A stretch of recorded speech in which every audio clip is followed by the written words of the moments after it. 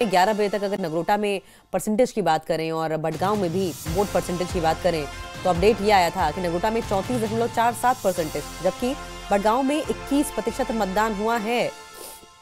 ये आंकड़े में इतना ज्यादा फर्क देखने को मिल रहा है। संभवतः बड़ी वजह यह भी होगी कि मौसम का भी कई बार इफेक्ट होता है और कई बार जनता के मूड से भी काफी फर्क पड़ता है। नगरोटा में 34.47% मतदान हुआ है 11 बजे तक, जबकि बडगांव में 21% तक ही मतदान हुआ है।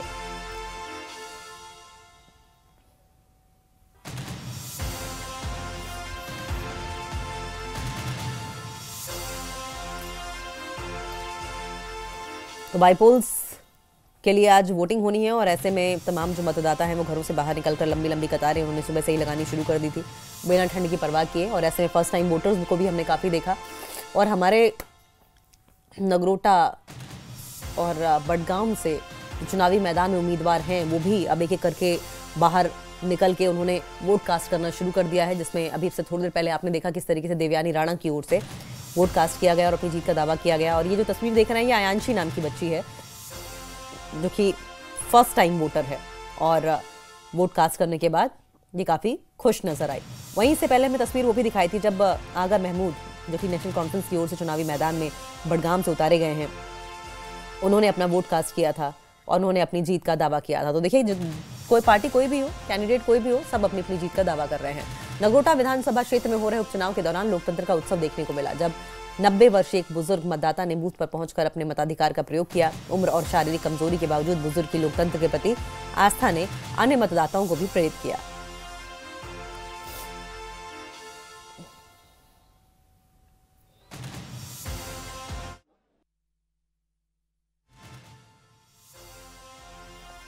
तो ये देखिए, ये उम्र भी बाधा नहीं बन रही है, शारीरिक कमजोरी बाधा नहीं बन रही है।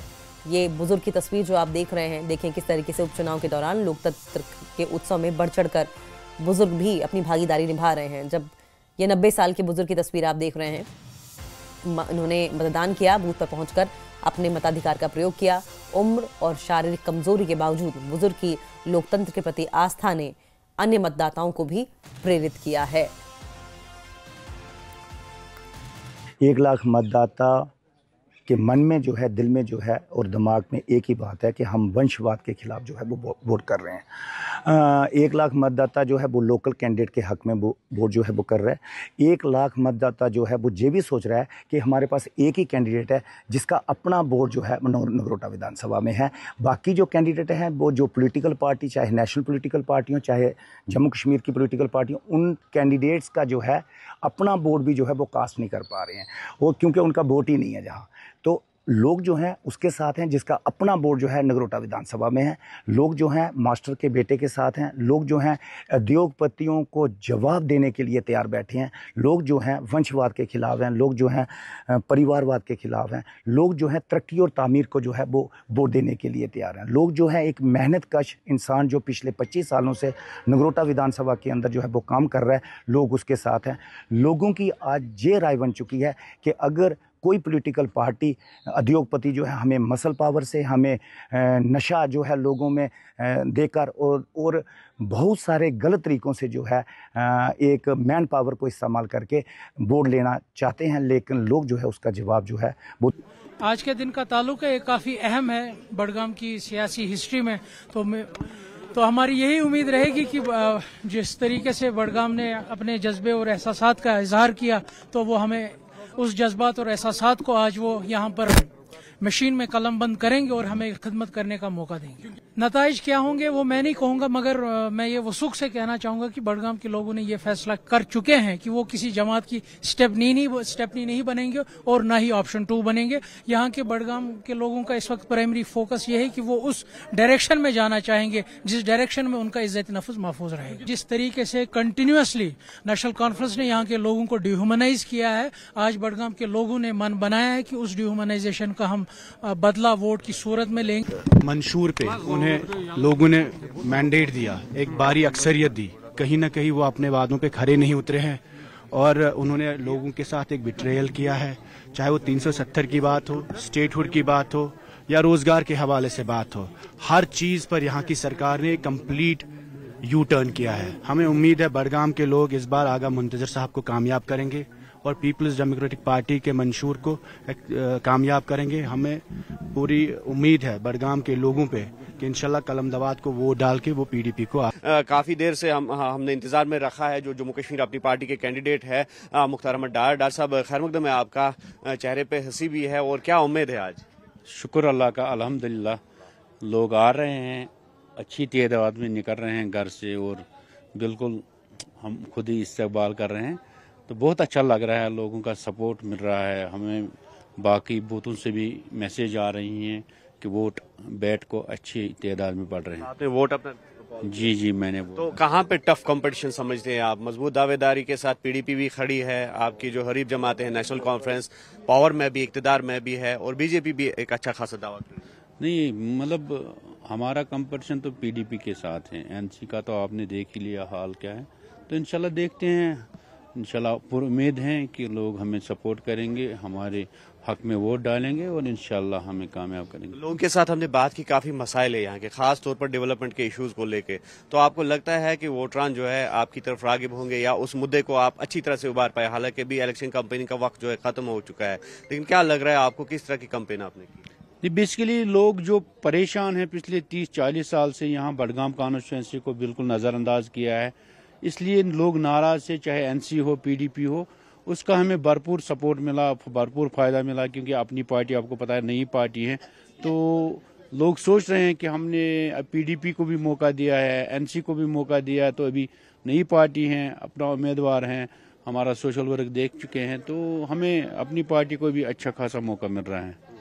मैं बहुत ही मुतमईन हूँ, बड़ा इंतज़ाम बहुत अच्छा है, सिक्योरिटी का इंतज़ाम अच्छा है, पोलिंग बूथ्स में लेडीज़ के लिए अच्छा इंतज़ाम है और बड़े पुरअमन तरीके से पोलिंग हो रहा है। जिसको मर्ज़ी है किसको डालना है अपनी चॉइस के मुताबिक डाल रहा है, किसी किस्म का कोई पॉलिटिकल प्रेशर नहीं है, तो बहुत ही स्मूथ एंड नॉर्मल पोलिंग हो रही है।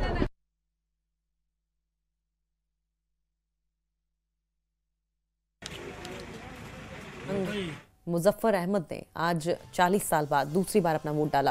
उन्होंने कहा कि पहले वे चुनाव का बहिष्कार करते थे, लेकिन अब उन्हें महसूस हुआ है कि बहिष्कार से कुछ हासिल नहीं होता।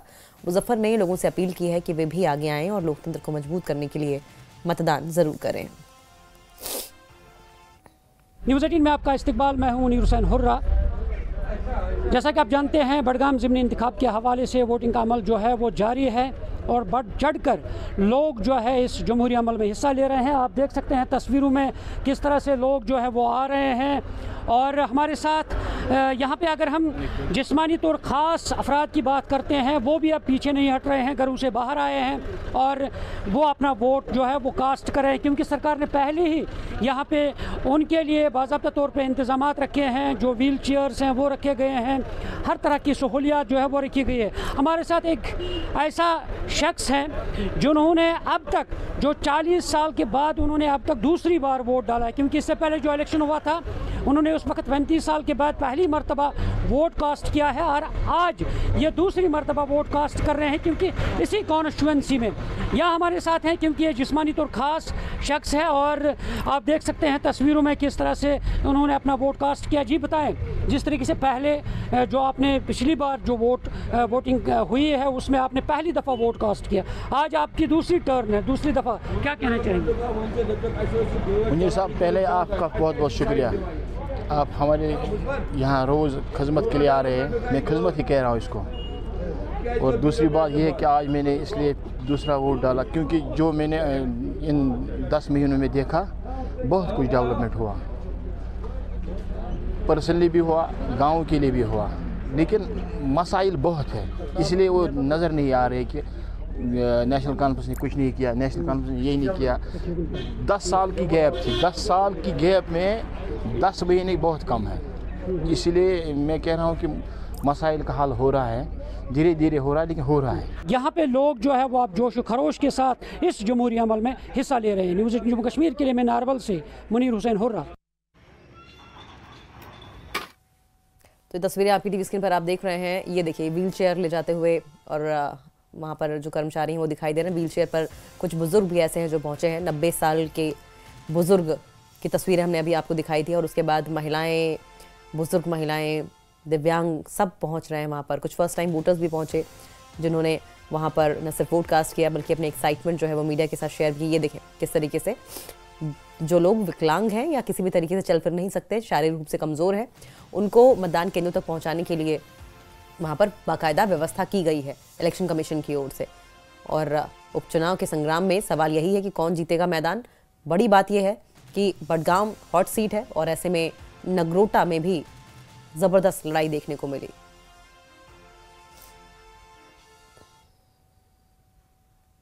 जहाँ यहाँ जो फैसिलिटी हमें प्रोवाइड की गई है बहुत ही अच्छी है।